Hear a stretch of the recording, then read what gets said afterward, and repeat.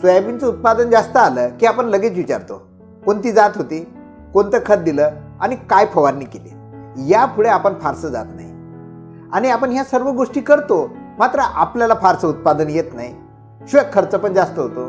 ह्या गोष्टी महत्त्वाच्या तर आहेच, पण त्याहीपेक्षा आणखीन काही गोष्टी आहेत ज्याकडे मात्र आपलं लक्ष जात नाही, किंवा माहिती असेल पण आपण त्याकडे कानाडोळा करतो, किंवा माहिती आहे पण आपण त्याला महत्त्व देत नाही.